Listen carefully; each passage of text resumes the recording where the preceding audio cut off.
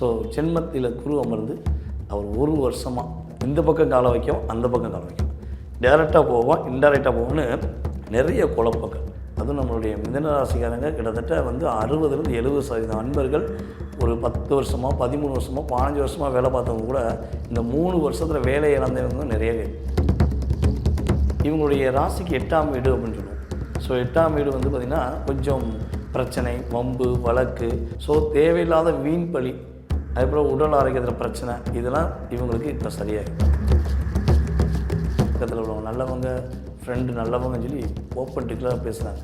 So இவங்க சொன்னது 4 point, ஆனால் அது போகும்போது 40,000 பாயிண்ட்டாக பிரிண்ட் அவுட் போட்டு போய் தான் குடும்பத்தை பற்றி வெளியே சொல்வதை நிறுத்திட்டு தனக்கான குடும்பம் தனக்கான வாழ்க்கைன்னு வாழ ஆரம்பித்தாங்கன்னா. மிதுன ராசினியர்களுக்கு குரு பகவான் என்னெல்லாம் கொடுக்க போகிறார்? நம்முடைய மிதுன ராசி அன்பர்களுக்கு ஜென்மத்தில் இருந்த குரு ஆட்டோமேட்டிக்காக 2ஆம் இடத்துக்கு போகிறார். 2ஆம் இடங்கிறது தனஸ்தானம் அப்படின்னு சொல்லுவோம். ஸோ ஜென்மத்தில் குரு அமர்ந்து அவர் ஒரு வருஷமாக இந்த பக்கம் காலை வைக்கும், அந்த பக்கம் காலை வைக்கும், டேரெக்டாக போவோம், இன்டைரக்டாக போவோம்னு நிறைய குழப்பங்கள். இப்போ நீங்கள் இருக்கீங்கன்னா உங்களுடைய வாத்தியார் பக்கத்தில் உட்காந்துருக்காருன்னு வச்சுக்கோங்க, நீங்கள் நல்லா படிச்சுட்டு போயிருப்பீங்க. வாத்தியார் உட்காந்து உங்களை பார்த்துட்டாருன்னா போதும் உங்களுக்கு ஒரு பதட்டம் வரும். ஆத்தாடி எழுதவா வேண்டாமா, இவர் தப்புன்னு சொல்லுவாரா சரின்னு சொல்லுவார், உங்களுக்குள்ள ஒரு டைவெர்ட் ஆகணும் மனசு. ஸோ அதை தான் குரு பகவான் இப்போ ஒரு வருஷமாக அவங்கள சரியான சிந்தனை செய், அவசரப்படாதுன்னு நிறைய பதட்டத்தை கொடுத்தாரு. ஸோ சில பேர் பார்த்திங்கன்னா வீட்டை விட்டு வெளியேறிட்டாங்க, குடும்பத்தை விட்டு வெளியே போய் இருக்க வேண்டிய சூழ்நிலை, வேலையை விட்டு போக வேண்டிய சூழ்நிலைலாம் சனி பகவானும் நிறையா கொடுத்தார். அதுவும் நம்மளுடைய மிதுன ராசிக்காரங்க கிட்டத்தட்ட 60லேருந்து 70% அன்பர்கள் ஒரு 10 வருஷமாக 13 வருஷமாக 15 வருஷமாக வேலை பார்த்தவங்க கூட இந்த 3 வருஷத்தில் வேலை இழந்தவங்க நிறைய பேர். நான் அவ்வளோ தூரம் வேலை பார்த்தேன் சார், இன்வால்மெண்ட்டாக வேலை பார்த்தேன், எதுக்கு நீ வேலையை விட்டு தூக்கினான்னு தெரியல அப்படிங்கிற சூழ்நிலையில் தான் இருந்தாங்க. இப்போ வேலை இல்லாமல் இருக்கக்கூடிய, வேலை இழந்தவர்களுக்கு, வேலை தேடுபவர்களுக்கு சரியான ஒரு வேலை வாய்ப்பு, உன்னுடைய திறமை இது, உனக்கான இந்த கம்பெனியில் போய் வேலை பாருன்னு ஒரு அப்பாயின்மெண்ட் ஆர்டர் வாங்கி கொடுக்கக்கூடிய அளவுக்கு குரு பகவானுடைய செயல்பாடு நம்முடைய மிதுன ராசிக்கு இருக்குது. அதே போல் கடன் பிரச்சனை சிக்கி தவிச்சு அதிகமாக சின்ன பின்னமான ஒரு நபர்கள் யாருன்னா நம்முடைய மிதுன ராசிக்காரர். ஒன்றும் இல்லை, 12 ராசிக்காரங்க நிப்பாட்டி கடன் பிரச்சனைலாம் யார் யார்ப்பா இருக்கான்னு சொல்லி கேட்டிங்கன்னா முதலாக குடுன்னு முடியாது நம்ம மிதுன ராசிக்காரங்க கை தூக்கிடுவாங்க. ஸோ அந்த அளவுக்கு அவங்க கடன் பிரச்சனை சிக்கிறாங்க. ஏன்னா கடனே வாங்காதவங்க, ஒருத்தர் நம்மகிட்ட கடன்காரன் நம்மகிட்ட கேட்டக்கூடாதுன்னு நினைக்கிற எண்ணம் உள்ளவங்க. ஸோ இப்போ தவிர்க்க முடியாமல் இந்த 3-4 வருடத்துக்குள்ளே கடன் அதிகமாக வாங்கியிருப்பாங்க. ஸோ இது சில பேர் பார்த்திங்கன்னா தனக்காக வாங்கின கடன், சில பேர் தன் கூட இருக்கவங்க நல்லவங்க நாணயமானவங்க அப்படின்னு நினச்சி அவங்களுக்கு ஜாமீன் கையெழுத்து போட்டு மாட்டிக்கிட்டவங்க தான் நம்மளுடைய மிதுன ராசி. ஸோ அப்படிப்பட்ட சூழ்நிலையில் கடன் பிரச்சனை அப்படியே படிப்படியாக மீண்டு அப்பாடி நம்ம கடன் விஷயத்தை தப்பிச்சிட்டோம் அப்படின்னு பெருமூச்சு விடுற அளவுக்கு இவங்க லைஃப் சூப்பராக இருப்பாங்க. ஓகே. இன்னொரு விஷயம், இவங்களுடைய ராசிக்கு 8ஆம் வீடு அப்படின்னு சொல்லுவோம். ஸோ 8ஆம் வீடு பார்த்திங்கன்னா கொஞ்சம் பிரச்சனை, வம்பு, வழக்கு, ஸோ இந்த சார்ந்த விஷயங்களும் அவங்களுக்கு நிறைய இருக்கும். அதாவது இவங்க சுசான்னு போயிருப்பாங்க, 2 பேர் சண்டை போட்டிருக்காங்கன்னா நம்ம வடிவல் படத்தில் போய் இவங்க விலைக்கு கூட போய் கடைசியில் இவங்க மேலே கேஸ் பதிஞ்சிருக்கும். கம்பெனியில் ஏதாவது சண்டை பிரச்சனை இருக்கும், எல்லோரும் சுசான் இருக்கும்போது இவங்களை தூண்டி விட்டுருப்பாங்க, சாரோ மேடமோ போய் என்ன பண்ணிப்பாங்க, சமாதானம் பண்ணிப்பாங்க, கடைசியில் இவங்க மேலே வீண் பழி வந்திருக்கும். ஸோ இதெல்லாம் நிறைய நடந்திருக்கும். ஸோ தேவையில்லாத வீண் பழி, அதுபோல் உடல் ஆரோக்கியத்தில் பிரச்சனை, இதெல்லாம் இவங்களுக்கு இப்போ சரியாகும். இவங்க கரெக்டாக இருக்காங்க. அதாவது 2 சிந்தனை உள்ளவங்க, ஆனால் சிந்தனையை அவங்களுக்காக சிந்திக்காமலேயும் மற்றவங்களுக்காக சிந்திக்கக்கூடிய நபர் தான். ஸோ இப்போ அவங்க சிந்தனைகள் அவங்களுக்கு செயல்பட போகுது.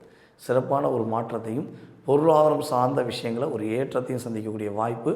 வேலையில் அதாவது முடிஞ்சளவு என்னால் முடியும் நான் கடைசி பாயிண்டில் பிடிச்சி நிற்கிறேன் அப்படின்னு நினைக்கிறவங்க வேறு லெவலுக்கு போயிடுவாங்க. கண்டிப்பாக பதவி உயர்வு இவங்களுக்கு இந்த காலகட்டம் குருவுடைய பரிபூர்ண ஆற்றல் மூலமாக நம்முடைய மிதுன ராசிக்கு பதவி உயர்வு உறுதியாக உண்டு. Okay sir, super. மிதுன ராசினியர்கள் கவனமாக இருக்க வேண்டிய விஷயம் எது? கொஞ்சம் நைட்டு கொஞ்சம் வேகமாக தூங்க சொல்லுங்கள். ஃபோனை பார்த்துக்கிட்டே இருக்காங்க, அவங்க தூங்க ட்ரை பண்ணுறாங்க, தூங்க ட்ரை பண்ணாலும் பலபடியும் ஃபோன் எடுத்துடுறாங்க, தூக்கமே வர மாட்டேங்க. ஏன்னா இவங்க தூங்கும்போது கூட கடன் பிரச்சனையும் தேவையில்லாத சிக்கல்களும் அவங்களை டிஸ்டர்ப் பண்ணுது.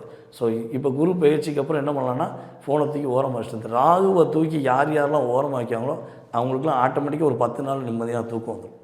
ஸோ அப்போ ஃபோனை தூக்கி ஓரமாக வச்சுட்டு, இப்போ இவங்க இந்த ரூமில் தூங்குறாங்கன்னா ஃபோன் அடுத்த ரூமில் இருக்கணும், ஃபோனை வச்சுட்டு இவங்க நிம்மதியாக தூங்குனாங்கன்னா இவங்களுக்கு தூக்கத்தினால் வரக்கூடிய சில பிரச்சனைகள் தப்பிச்சிருவாங்க. ஸோ மன அமைதி கிடைக்கும்.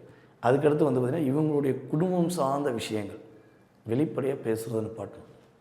ஏன்னா இவங்காட்டு பக்கத்தில் உள்ளவங்க நல்லவங்க, ஃப்ரெண்டு நல்லவங்கன்னு சொல்லி ஓப்பன் டிக்ளராக பேசுகிறாங்க. ஸோ இவங்க சொன்னது 4 பாயிண்ட்டு, ஆனால் அது போகும்போது 40,000 பாயிண்ட்டாக பிரிண்ட் அவுட் போட்டு போயிடுது. ஓகே. ஸோ அதனால் தான் குடும்பத்தை பற்றி வெளியே சொல்வதை நிறுத்திட்டு தனக்கான குடும்பம் தனக்கான வாழ்க்கைன்னு வாழ ஆரம்பித்தாங்கன்னா அமர்க்கலமான வாழ்க்கை, அற்புதமான வாழ்க்கை குரு பகவான் மிதுன ராசி என்பவர்கள் கொடுப்பார். ஓகே. மிதுன ராசி இந்த குரு பயிற்சி டைமில் இந்த கடவுள் வழிபாடு எடுத்துக்கிட்டால் இன்னும் சிறந்ததாக இருக்கும்னா எந்த வழிபாடு சிறந்ததாக இருக்கும்? ஆஞ்சநேய வழிபாடு. ஆஞ்சநேய பகவானுக்கு வெற்றிலை மாலை போட்டு இவங்க வழிபாடு செய்யும்போது வெற்றி நிச்சயம், வாழ்க்கையில் உறுதியாக இவங்க நல்ல நிலைமைக்கு வந்துடுவாங்க. Okay sir, super sir. பொதுவாகவே வந்து பார்த்திங்கன்னா நம்மளுடைய நவகிரகங்கள் என்று சொல்லக்கூடிய 9 கிரகங்கள். ஸோ இதில் 9 கிரகங்கள் வந்து பார்த்திங்கன்னா 2 கிரகங்கள் நிழல் கிரகங்கள். அதாவது ராகு பகவானும் கேது பகவானும் நிழல் கிரகங்களாகவே கருதப்படுறாங்க.